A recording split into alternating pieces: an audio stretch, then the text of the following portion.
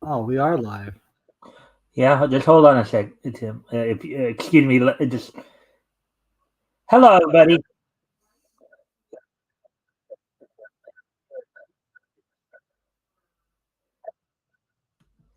All right, I do that because I've had what I've had happen before on the show.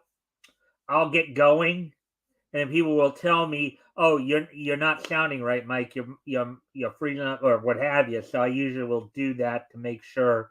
I usually will go on and I'll say, hello everybody, and then just kind of to make sure that everything's going all right. So that's what I was trying to do right there before we got started. All right, so hello everybody. um, Tonight, of course, it's Thursday night. So Thursday night, the Thursday night edition of the Mikestand, as everybody knows, is the night we usually go over the um, the indie comic showcase from Bleeding Fool.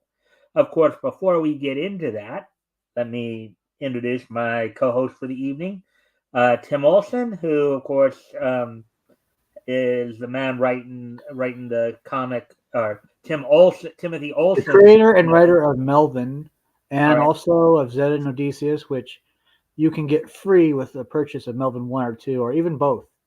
And show me a proof of purchase and a mailing address, and I will send you a free book.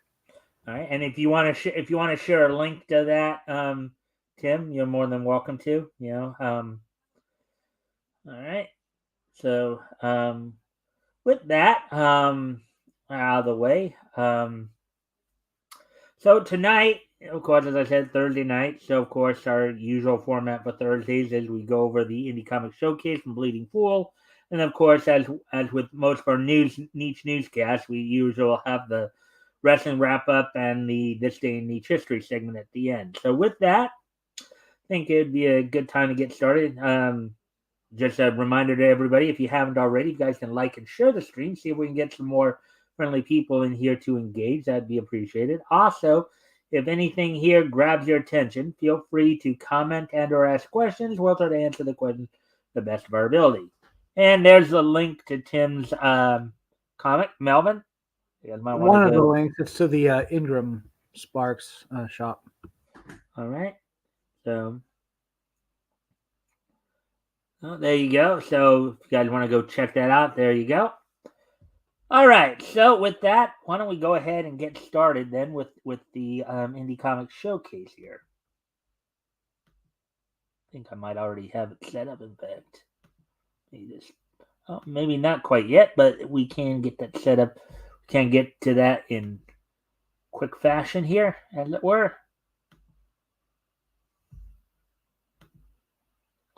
Alrighty then. Indie Comic Showcase number 266, Thistle, The Matriarch, and The Ultimate Crusaders. Article by Chris Braley, published yesterday.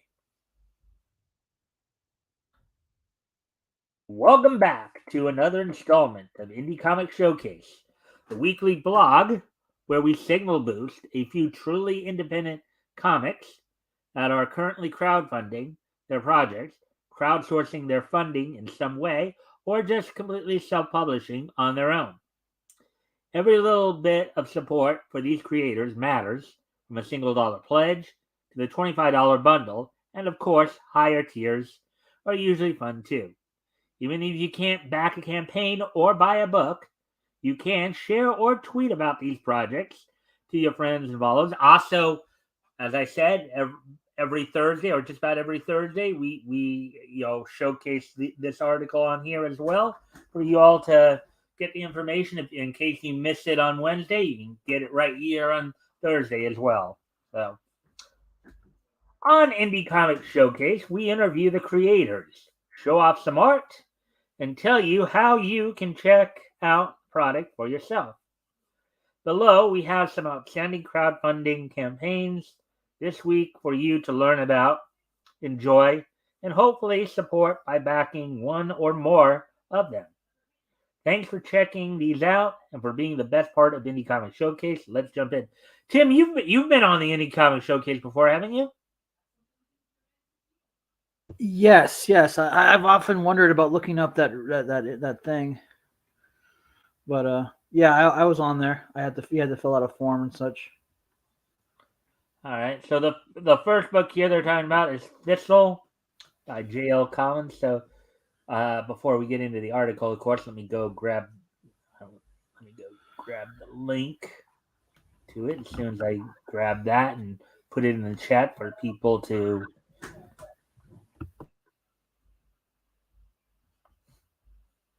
Hey, let's scroll up and look at that cover. That is metal as you know. FUC whatever. But that is the most metal looking cover I've ever seen. Yeah, have I gone up too high, or do you want me to No, go? you can scroll down if you want a little bit. Let's take a look at the whole thing. Well, Oh, look the at only that. thing Look is at that that. I've also got to grab the links. I've got to stop scrolling here for a moment so I Yeah. can grab the link to the. And this is it looks like it's an Indiegogo project from the Yeah. look of it. I love that cover though. It's a Kickstarter. Sorry, it's a Kickstarter campaign. So, anyways, So, I'm just going to go back up for a moment so I can see the title. Thistle. Okay. Thistle. I'll leave it right there. That I think that's the meat of the cover right there. So I'll leave it right there for you. Yeah, that definitely. Look at that. That could you imagine that being like on a, let's say, not an Iron Man, but something like '80s kind of metal cover. You know, like for an album or something. Yeah. I mean, doesn't just scream like Judas Priest or Iron Maiden era Something heavy like that. metal. Yeah, like horror. I'm again. Okay. Is it a horror book? Qistl. I just wanted to make sure I had the spelling right for it, or because you're gonna see in a moment why when you look in the chat.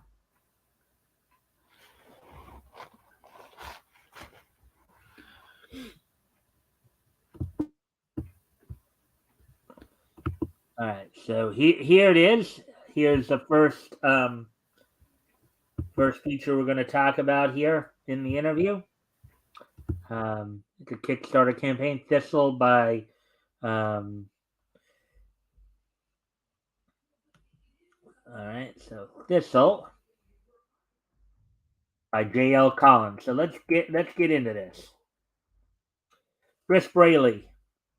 Welcome to Indie Comic Showcase, JL. Let's kick things off this week with the elevator pitch for your new comic, Thistle. J.L. Collins. Thistle is a 24-page fantasy comic that begins with Elf Ranger Thistle Landalon Thistle having volunteered to traverse a magical one-way portal through the mountains of the world on a mission of revenge against the Necromancer, the master of an undead horde that destroyed the kingdoms of the humans and elves. So you got a bit of a fantasy / horror thing going there. Hey there, Tim. Yeah, fantasy is pretty. I mean, fantasy can go with sci-fi. It can go with horror. Mm-hmm. You know, they're pretty compatible. All right, Chris. What's the genesis of this project? JL. Thistle was born of. Okay, I think that's supposed to be out of. out of Gail Simone's hashtag comic school workshop, where writers mash up genres and write a short script to tell their story. That 8-page script became the origin of a sword and sorcery dark fantasy story of the revenge. Self-publishing seemed the best opportunity to share a new indie comic series. That's kind of funny because I've heard that actually heard that quite a bit coming from a lot of people. Certainly, they could do better than Gail Simone, though. Yeah, Just well, I saying. guess you get your inspiration. People got to get their inspiration somewhere, right? uh, Chris, what kind of comic reader are you aiming at with this book? JL, fans of survival horror, sword and sorcery, and dark fantasy, old school fantasy tones, and fans of role playing games like Dungeons and Dragons. Uh, Here are some of the scenes from the. What do you think? What do you think of the panels here, Tim? They kind of reminds me of that one Elseworld where Batman was a Viking, Hmm. but it does kind of capture that whole D&D, you know, dark fantasy thing. Hmm. All right, Chris, how did you first get into this? JL, my first published work was a short story set in the Forgotten Realms by Wizards of the Coast. My first love of reading was comic books and role playing games. I was inspired by the storytellers I read and played.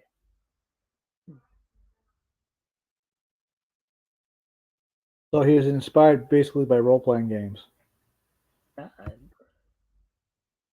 I would say so. Role playing games and comics. Um, Chris, who's the creative team on this comic?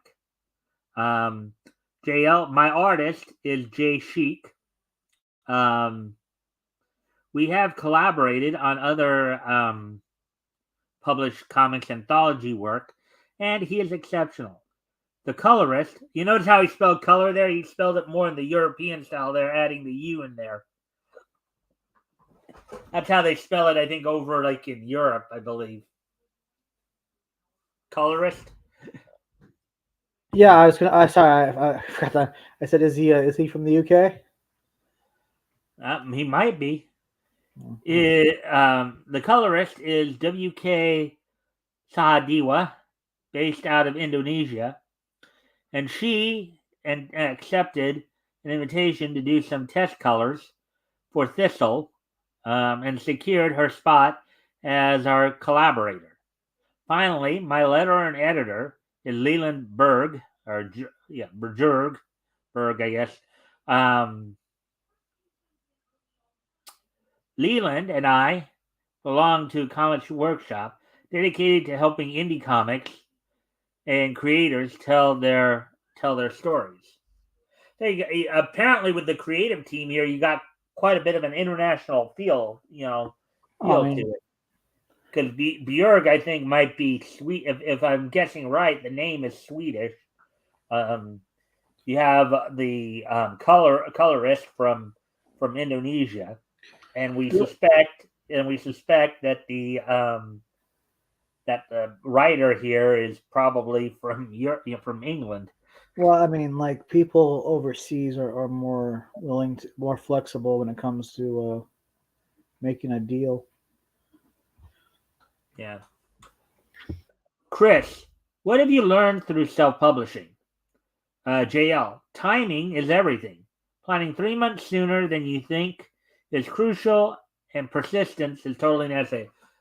As somebody who's in the midst of his own campaign, what do you think of that statement right there? Well, I'm not crowdfunding. I'm going through a distributor. But Hmm. yeah, you still got to you still got just like if you're on a campaign, you still got to promote, or else Mm-hmm. who's going to know that your book exists? Mm-hmm. But And actually, I've been through. I saw you put up another link here. I think it's for the Amazon one. Um, See, as you can see, I'm doing it differently. I'm going through a distributor. hmm. But I still got to get it out there. I still got to people know it exists. Just like when I was doing, you gotta Mm-hmm. wave a flag around and say, "Hey, I'm here. Look at this." Mm-hmm. Yeah. All right, so let's continue on here. Chris, you're so right. Are there more stories to tell in this universe? JL, oh yes, this first arc of Thistle is a 5-issue story. 5 issues of this. Issue 1 here.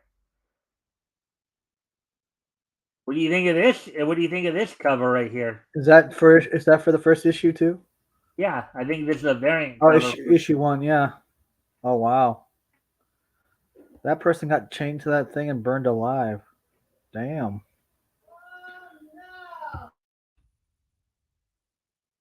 Let's see. Chris, any notable tiers you want to mention about your crowdfunding campaign? JL, yes. In addition to reward tiers, there are backer milestone rewards available, as well as stretch goals, in parentheses there, uh, which include more giveaways if we exceed our funding goal. Before Chris, before we sign off, any you have last words for our okay? There's another typo right there. Do you? I guess it should more likely say you have any last words for our readers. JL, 24 pages of sword and sorcery action that is fully completed.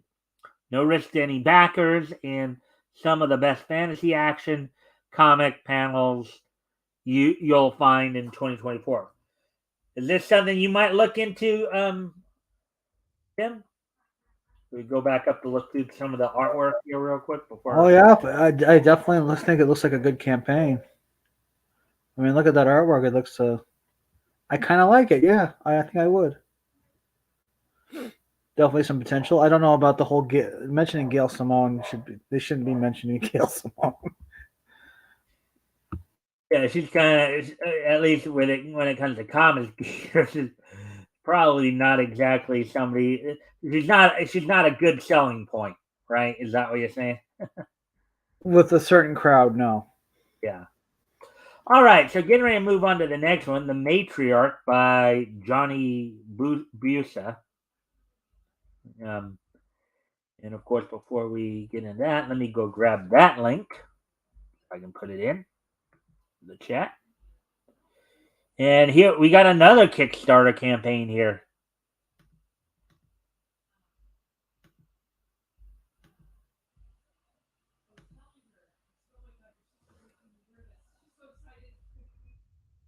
This one's got more of a kind of a.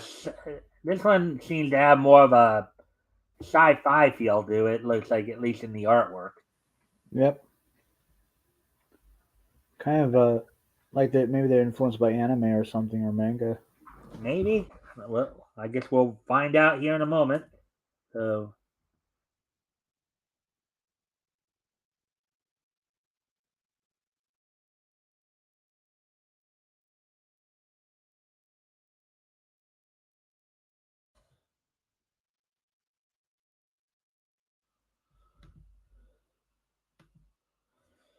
And there's the link for that, everybody. If you want to go check that out, The Matriarch here by Johnny Busa.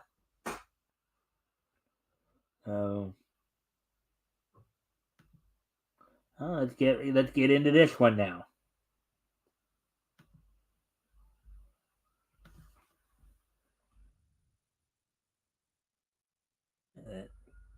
Some interesting color schemes there too on that.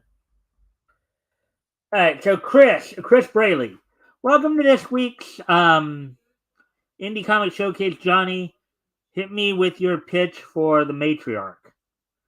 Johnny Busa. The Matriarch, in parentheses there, follows the journey of Alicia, a young woman with a broken past, as she navigates a dangerous universe controlled by the Matriarch. Raised on a remote on the planet Ariavis,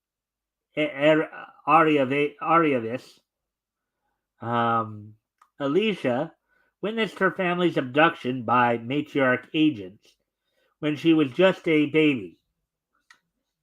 Wow, and she was able to remember that. Well, was she a baby or was she more like a toddler? Because that's kind of wonder. I don't know. I mean, that would be kind of interesting. Now, years later, she emerges as a force to be reckoned with, determined to dismantle the very system that tore her family apart. What do you think of that premise, Tim? Is it the kind of like you destroyed my whole life, therefore I'm back for revenge kind of thing? It kind of Kind of sounds like that a little kind bit. of like kind of like some kung fu movies could be use that storyline. Yeah. And I see you put up another link here, right? That's another one of your links Yes, to it's your. that's Melvin. That's the Melvin two sign. That's the Melvin two link for Walmart. All right. All right. So, getting ready to continue on with the article. Let's see. All right. And I guess they say play here, so these must be the preview pages or the trailer pages, I guess, or trailer things. Well, they got to show what the comic book looks like, or who's gonna buy a comic book they've never seen, even remotely a hair of. Yeah. So, Chris, where did the idea for this comic come from? Johnny, like most of my stories, I had a particular scene in my head. For this one, it was a scene where Alicia castrates a human trap. Okay, that's okay. That's pretty gruesome. She castrates a human trafficker. That's pretty God damn, that's that's pretty that's pretty ruthless. no kidding. Well, you can't feel too bad that it's a trafficker. So good. But still, that is kind of ruthless. Um, then I build around, and upon that, I've been self publishing my stories since 2018. I still pitch to a few places, but the ones close to me that I really want to see happen, I just do it. Chris, what kind of comic readers is this most suited for? Quote unquote, matriarch appeals to fans of sci fi action thrillers with high stakes adventures, compelling characters, and thought provoking themes. It is more geared to the older crowd. Yeah, no kidding. I don't think a lot of parents would take too kindly to their kids reading something like this where you're actually seeing the castration of somebody, even if they are a Well, bad. yeah. I mean, what kind of person would sell that to a youngster? Right. As I think that's supposed to be may be apparent by the scene that that Kickstarter the idea. Some editing could be some better editing on some of these could do them some good.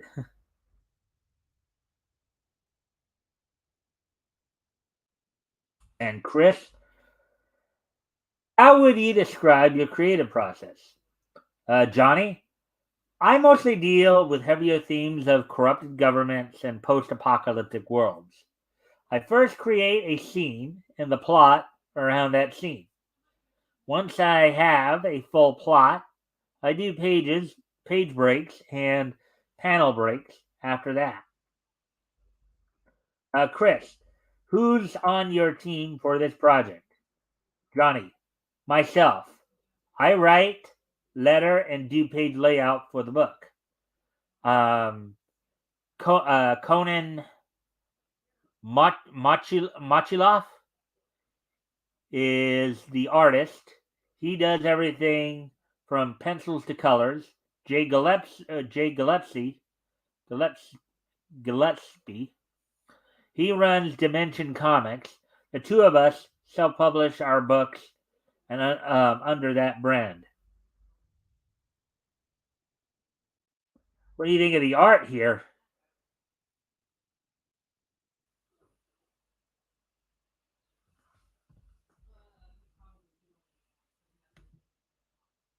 Uh, I guess Tim may have had to step away here for a moment. Keep reading. There's a commotion outside. All right, I was wondering about that. I think I was hearing it too. But anyways, um, all right. Well, as such, we'll keep going. We'll keep going with the article. Hopefully, we'll hear what's going on. We'll find out what's going on when he gets back there.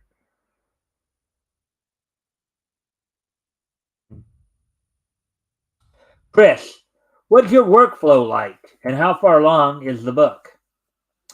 Johnny, I fully scripted the 4 issues. It's a mini series in parentheses there. Then I passed that along to Conan, and he works 5 pages at a time. We have bi-weekly meetings to discuss the latest pages. I'm back. All right. I was trying to ask you what you thought of the artwork, but you were gone, and I saw your everything all right there where you're at. Oh yeah. Our dog found some gopher holes. Okay. She was going nuts. Some of the artwork here. What do you think of this? What do you think of these panels right here? Yeah, definitely had. I don't know. Do you think that looks like it's a little inspired by maybe manga or something? Or Somewhat. In terms of like just how precise it all seems to be. Yeah, I mean, I can see that. Maybe just a little bit. Yeah. Let's see.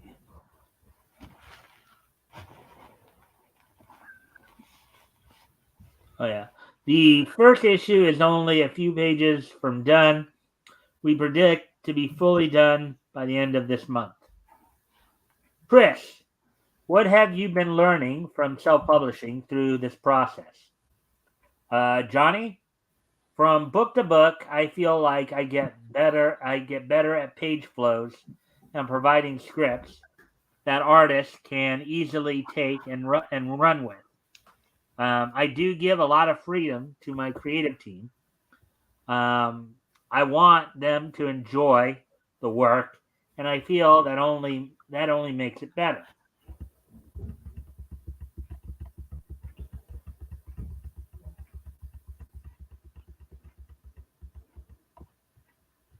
Let's see. Chris, what are your plans beyond this book? Are there more stories to tell? Johnny, I have tons of stories. I have another 4 fully scripted stories ready to go now. I am also actively writing for a small studio and just love creating and collaborating on stories. Chris, any special features in this book? And in parentheses here, or if crowdfunding, special perks or tiers. Johnny, I have gotten a few indie artists to create special covers only for Kickstarter backers. There is also the ability via the Kickstarter to grab other books from Dimension Comics.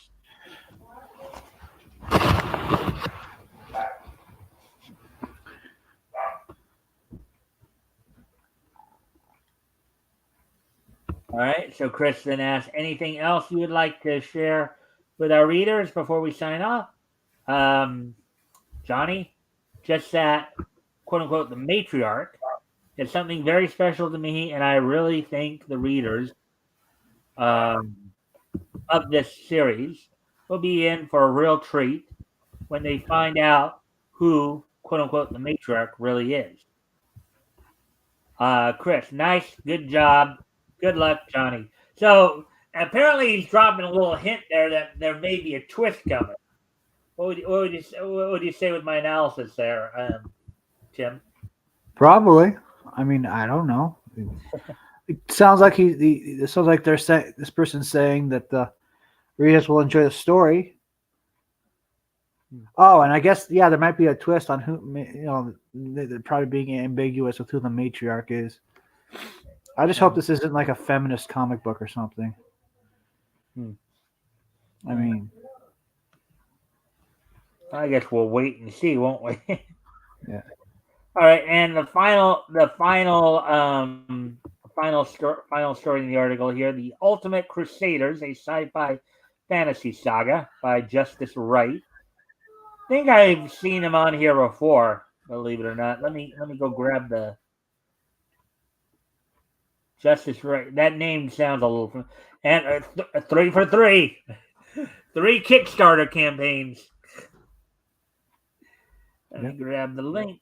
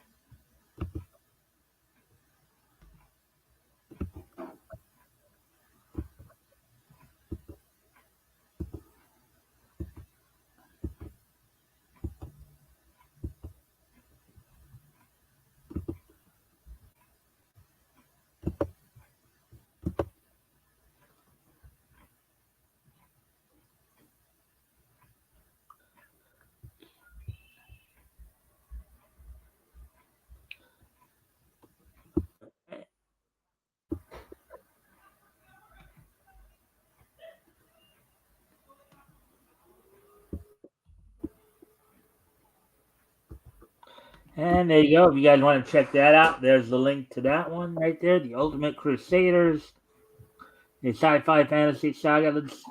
By Justice Wright. Let's get into let's get into Chris's interview with Justice. See what they have to say about this book.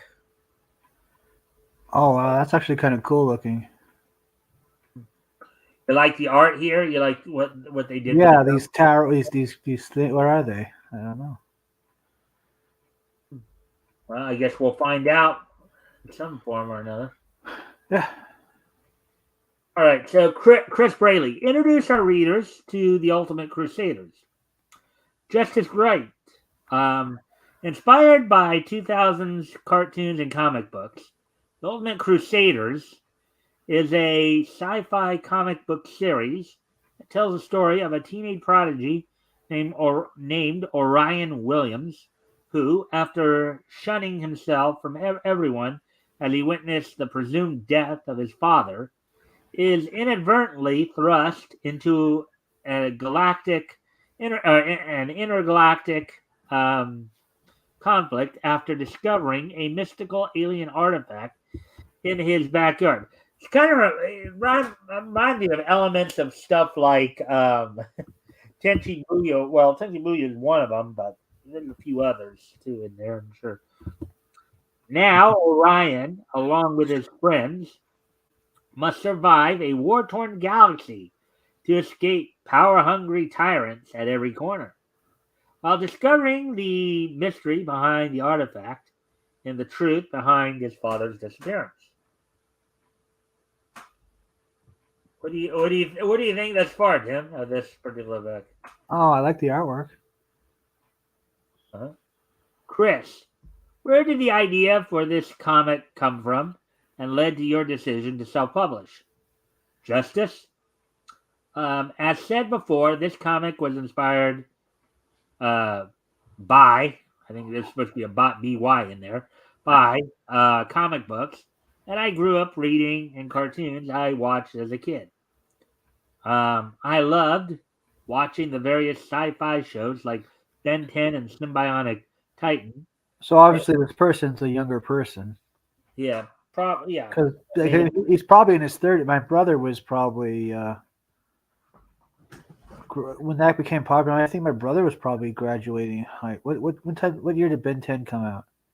I'm not sure because I never watched Ben 10. So was it early 2000? Was it early 2000s? I guess I could check real quick here. I guess it was in the 2000s because that's what they're of course talking about. Anyways, okay, that person's probably way younger than 30 then, because my brother was just graduating. My brother just graduated right after, in the early 2000s.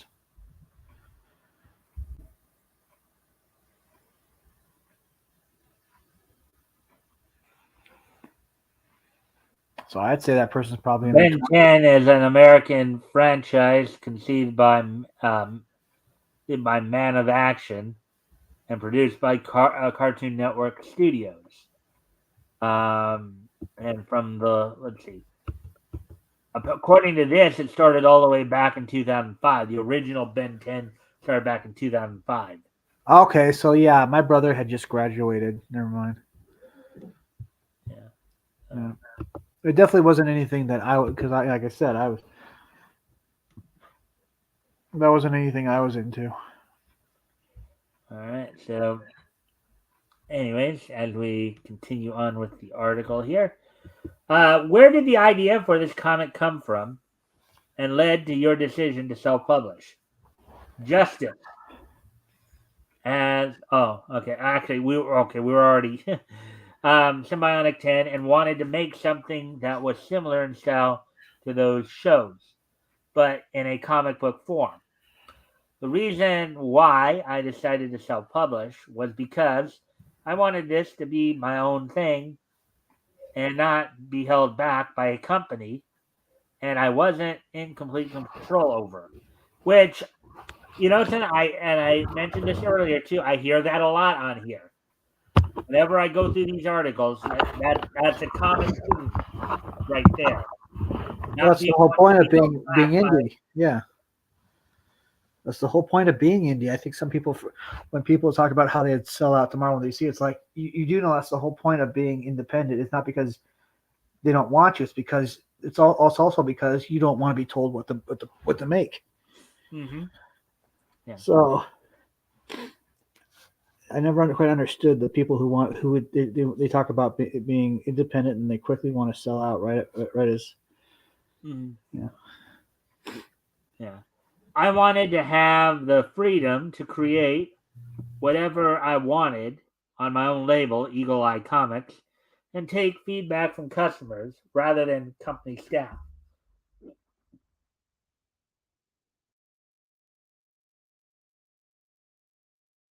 What do you think of that scene right there?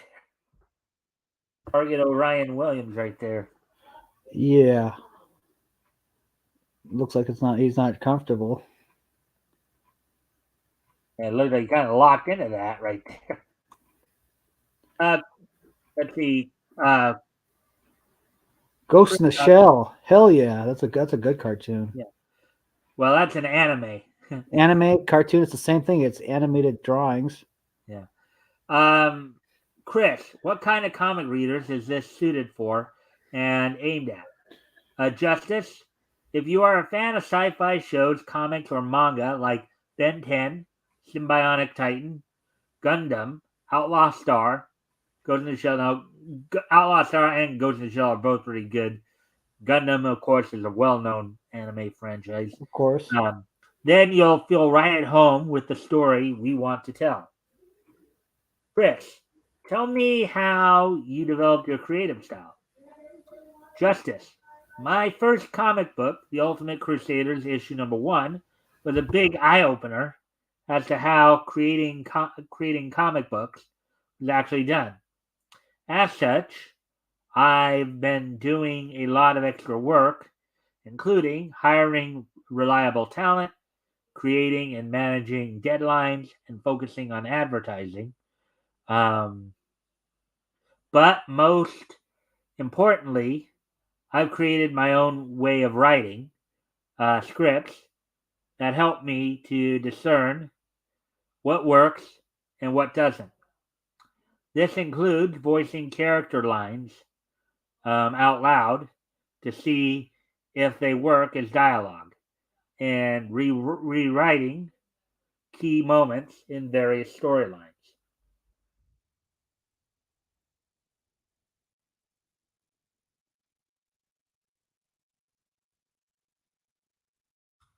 Uh, Chris, what other creators contributed to this project? Justice, my creative team at the moment includes Dominique Ozirin, um, Omar Moruke on pencils. Yeah, you should have just said Dominic. I always try. You know. At least I give it a shot. It's not always perfect, but but at least I try, right? And Shamsuddin Idris handling the colors. We also have Dak Art as our cover artist.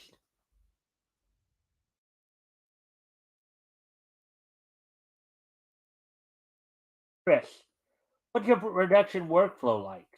And if it's not complete, how far along is the book? Justice, I've created my own way of creating drafts for comic books, like voicing lines and rewriting story arcs, um, which helps me come up with new ideas most of the time. If there is ever a time that I can't come up with ideas, I usually put on some headphones and listen to various music um, and videos to get my creative ideas flowing. As for the books, Ultimate Crusaders, issue number 1 is complete and ready to print, while issue number 2 is halfway complete, 17 out of 34 pages, in parentheses there. So the crowdfunding goal that we're aiming for will fund the remainder of the book along with the printing cost. Right? Look at that.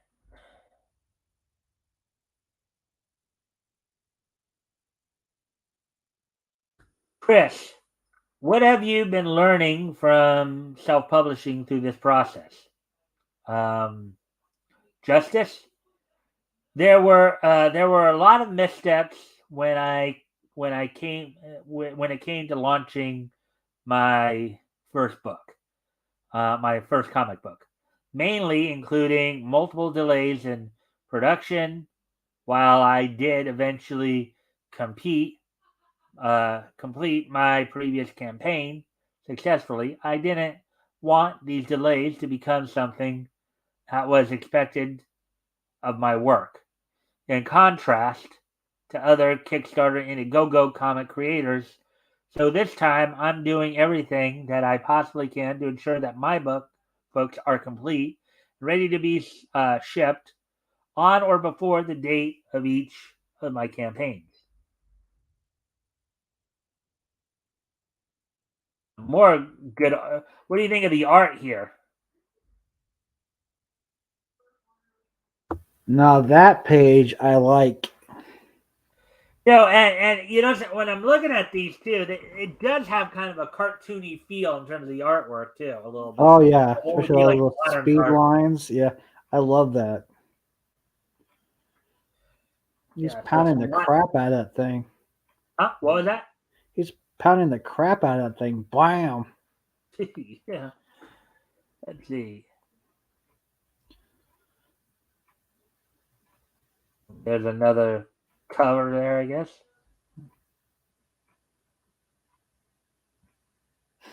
Nice logo. Yeah. Chris, any special features or special perks you'd like to mention right now? If oh right oh any like to mention Justice right now. If you check out our Kickstarter page, we've just announced limited variant editions for the Ultimate Crusaders issue number 2, drawn by our talented manga artist Doc Art. Um, this perk will also include free 11 by 17 illustration print of the covers for all backers. So be sure to grab them before they're gone. And then Chris asks, anything else you'd like to share with our readers before we sign off? Justice, I'd like to thank Bleeding Fool for having us on and showcasing our comic book. We have more exciting previews and announcements in store for the Ultimate Crusaders uh, and other projects. So I hope you'll support our campaign as we continue working on our ongoing series. Thank you, Chris. Thanks so much. It's our pleasure to bring exciting indie books like yours to our readers.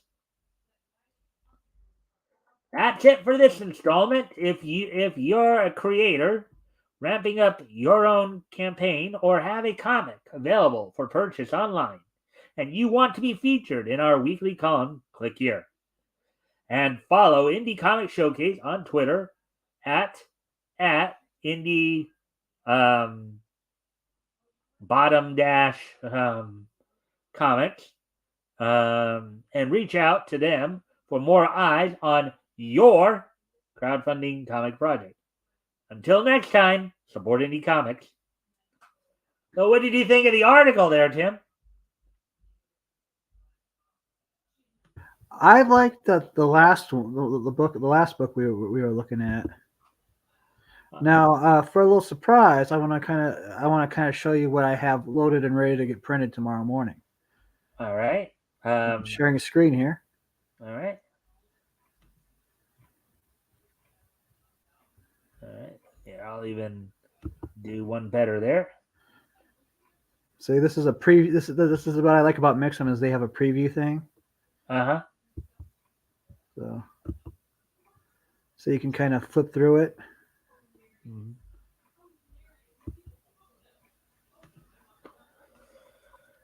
Look at that. Is that awesome? Yeah, it does look pretty good there. Yep. Now, there was a joke a long time ago. That's Robo Rick right there. Robo Rick? Yeah. Oh, did you put Rick in your book? Did you put Rick fight? I think we came up with a joke about like instead of RoboCop, it would be Robo Rick. And so this is the kind of like, and then like it's not welcome to not Tatooine. And then of course a little something on the bottom there. I mean on the back there, a little advertisement for Melvin too.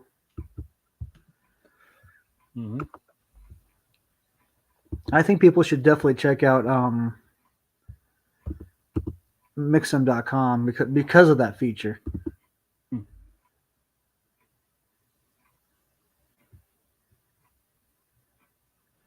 Hey, what up? I'm just setting up some other stuff. Elk is here. I was going to say, what up? What's up, Elk? Yeah, kind of got here late. We already got through the article already. Hail Lord Xenu and hail Princess Xena and hail Prince Harry. Long may they reign over us. All right. So, anyway, so with that, we're at 47 minutes now. So we're gonna, of course, start to wind down here a bit. Yep. So now I'm gonna try to go through real quickly, as quickly as possible, because there's quite a bit of stuff going on here over the weekend here in the the wrestling wrap up. Just a quick note on some WWE news, as a few superstars contracts are coming up soon. Most notably Drew McIntyre, Becky Lynch, and Seth Rollins. All three of their contracts are coming up soon, and and it's kind of still in the air if they're going to still remain with the WWE or move on to other opportunities. Now to get into some AEW news, of course, as they continue to march towards their Dynasty pay-per-view in a few weeks on April 21st. On last night's Dynamite on TBS, which came from the Center Videotron in Quebec City, Quebec, Canada. Opening match, Will Ospreay defeat Katsuyori Shibata in a match that was set up last week, as Shibata had recently also lost to Bryan Danielson, as Will Ospreay is set to take on Danielson at Dynasty. Figured he'd follow in Danielson's steps. In the two matches the two quarterfinal matches in the AEW World Tag Team Title Tournament, as the titles were vacated when Sting retired a few weeks ago. The Young Bucks advanced in the tournament, defeating Private Party, and the Best Friends duo of Trent Beretta and Orange Cassidy defeated the Ring of Honor World Tag Team Champions Undisputed Kingdom duo of Mike Bennett and Matt Taven to advance in the tournament as well. In a number one contendership four-way match for the TBS title, to set up for who will challenge Julia Hart, I believe, at Dynasty. Willow Nightingale defeated Anna Jay, Chris Statlander, and Sky Blue in that tournament. And the main event was a number one contenders match for the AEW World title, which is held currently by Samoa Joe to determine his next opponent at Dynasty.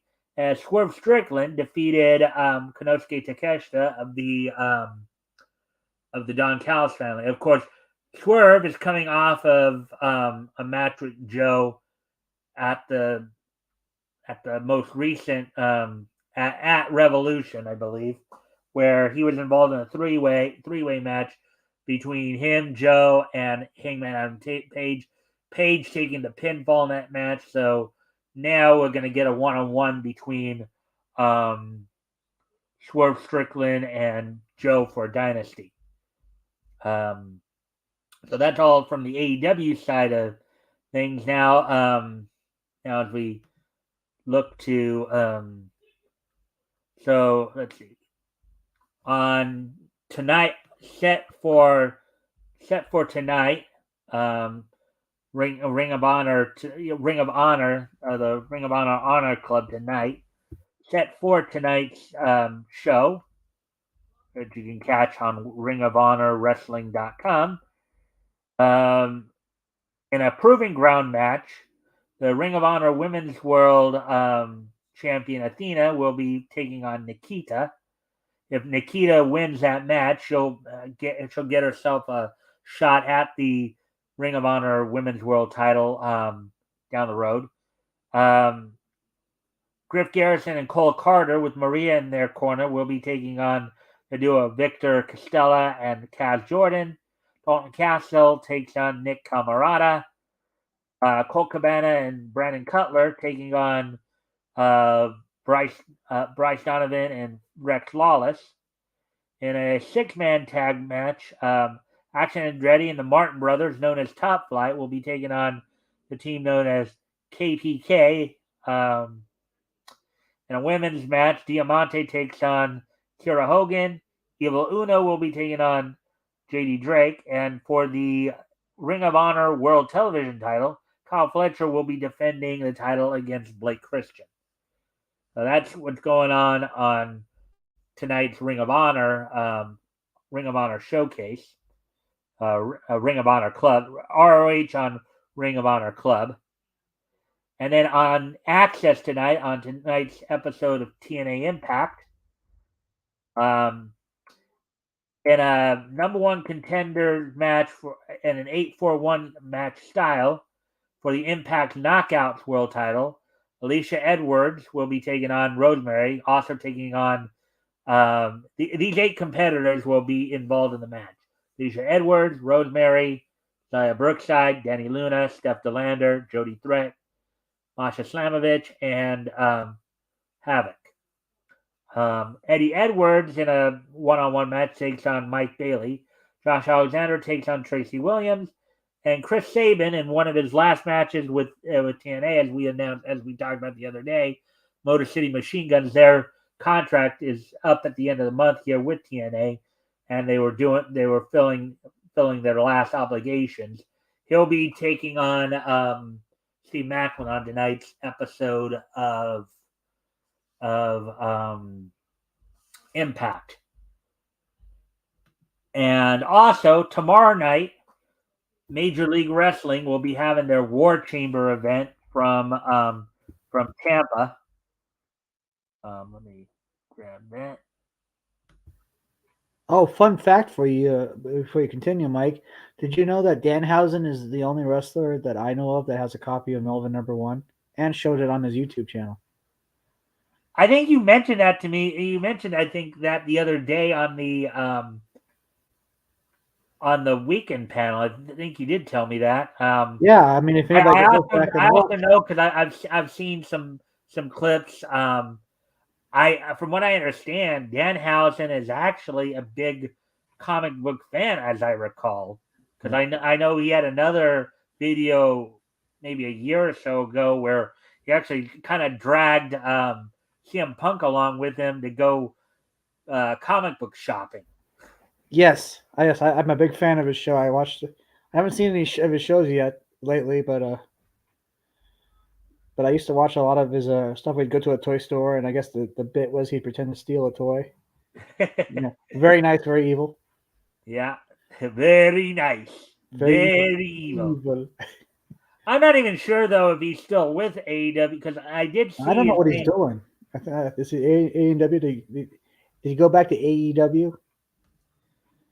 I'm not sure because I haven't seen him recently in AEW, and from what I saw on some of his I think he's been doing some indie shows more recently, but they may not have had anything for him on AEW right now. Because last time he was on AEW, he was actually with that's the Best Friends faction of Orange Cassidy, Trent Beretta, and Chuck Taylor. So and Rocky Romero. Is he still good friends with Hook?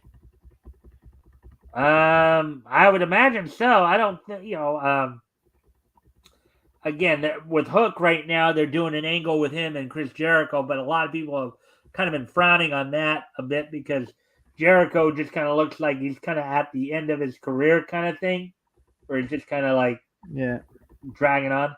But anyway, so for this Friday, for tomorrow night, from the Coliseum at St. Petersburg, Florida, Major League Wrestling will have their War Chamber event. In a singles match to open up the show, Alex Kane will be taking on AJ Francis, the former top dollar in WWE. Janai Kai with Jesus Rodriguez and Selena de la Renta will be defending the Women's World Featherweight title, MLW Women's World Featherweight title, against Japanese superstar Unagi Sayaka.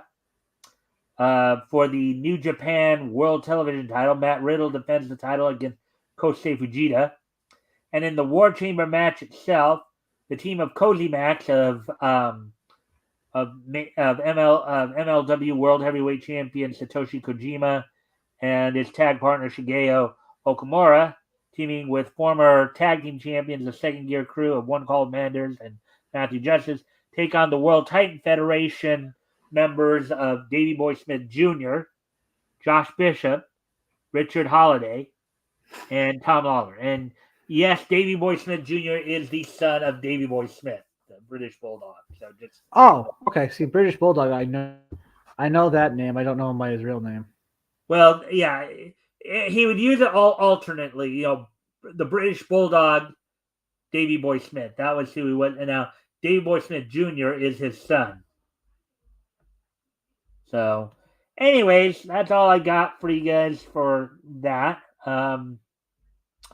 Of course, we'll be here tomorrow night with Rick Piper joining me. Do the historical comic retrospect. But before we head out, of course, I'm going to go ahead here and finish up with the This Day in Each History segment, as today is Thursday, March 28th, 2024. So let's take a look back at this day in each history. History! 2019. All right, and first off, we're going to head back 40 years ago today. So I find the cursor here. On this date, 40 years ago today, back in 1984, in what is considered the most infamous Piper's Pit segment, featuring Superfly Jimmy Snuka as host. So this is as host, Roddy Piper's guest. In parentheses here, Piper mocking and racially insulting Snuka before smashing a coconut in his face, parentheses there. So basically, this was a famous incident where he smashed a coconut in Snuka's face. It's taped at a house show in Hamburg, Pennsylvania. The segment would air only in St. Louis market, in parentheses here, to sell their match at the Chase later that spring, before finally airing on WWF Championship Wrestling and All-Star Wrestling in June. So it was taped for those shows, but initially just to help promote their match and Yeah, change the chase. So that happened 40 years ago today, and that is a pretty memorable scene. Uh, I uh, remember it yeah. barely. Well, I don't know. Were you even born yet? you What year probably was it? you probably saw it in years Yeah, after that. there was a program that would show old wrestling bits, and that was one of them. Yeah. All right. That's what I figured. So, anyways, moving on to the next piece of niche history, of course. Moving ahead to 2018, so just 6 years ago today, on this date in 2018, it's the But Roddy Piper was like a young wrestler when I was during my early years. Us, in fact, Hulk Hogan and Roddy Piper were the only wrestlers I knew of. okay. So you were born back in the 80s then. Is Yeah, that? I was 1979. Oh, okay, that's right. Yeah, but there was a program that used to show old wrestling bits that Yeah. like Well, yeah, trash then talking and stuff. you probably would have seen it live because granted, you would have been like 5 years, 4 or 5 years old, depending upon Yeah, when your the month is. But okay. yeah. I just don't remember the name of the wrestler. Like I said, Hulk Hogan and Roddy Piper were the only ones I knew. All right. So on this date, 6 years ago, the 20th issue of Hellblazer from DC Comics went on sale on this date 6 years ago. It sold for $3.99. Um, Page count was 32 pages. It's part two of the Good Old Days storyline, as written by Tim Seeley, penciled by Davide Fabri, inked by Christian Dalia Vecchia, lettered by Sal Soprano, and colored by Carrie uh, Strachan. So on this date, 6 years ago today, the 20th issue of Hellblazer from DC Comics went on sale on this date in 2018. And we move ahead one more year to 2019. As first up on this date in 2019,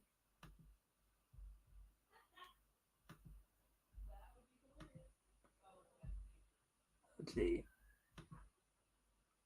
On this date in 2019, um, American television and film composer Maury Laws passed away at the age of 95 on this date 5 years ago today. He was mostly known for his compositional work for Rankin Bass. Initially, when he was signed on, it was Videocraft International, now known as Rankin Bass. He would, of course, conduct and scored a number of animated features, including The Hobbit, The Flight of Jack Frost, The Flight of Dragons, The Wacky World of Mother Goose, Santa Claus Coming to Town, and Frosty the Snowman. He also worked on an adaptation of Johnny Mark's score for the well-known Christmas special, Rudolph the Red-Nosed Reindeer. So, um, Maury Laws, American television and film composer, passed away on this date at the age of 95 in 2019. And 2019 is just so nice that we're going to hit it twice. Is also on this date 5 years ago today.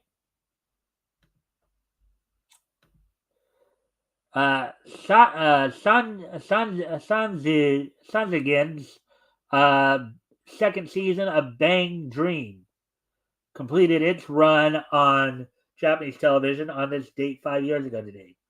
So on this date 5 years ago today, the second season of Sanzigan's Bang Dream or Banji Dream um, finished its run on Japanese television. All right. So before we head out, Tim, would you like to do any kind of outro or anything before we head out for the Well, evening? it has been brought to my attention that Melvin number 2 is available on Walmart.com. It's also available on Ingram. It's available on Amazon and probably Barnes and Noble. Just like Melvin #1 is available on all those sites, so catch it. And if you, with a proof of purchase plus your mailing address, I will send you a free comic book, which would be Zed and Odysseus #1, and that's good till July. All right. And as you guys saw in the chat, we have a number of links that you guys want to go check out, whether they be Tim's links for his books or the links to the books that we talked about in the article from Bleeding Fool. So with that, I thank everyone for being here. I hope to see everybody back here tomorrow. Of course, tomorrow I'll have Rick Piper on with me as we'll be looking at comics that went on sale in February 1940. Dell Comics. We'll be looking at Popular Comics Volume 1, Issue 50. And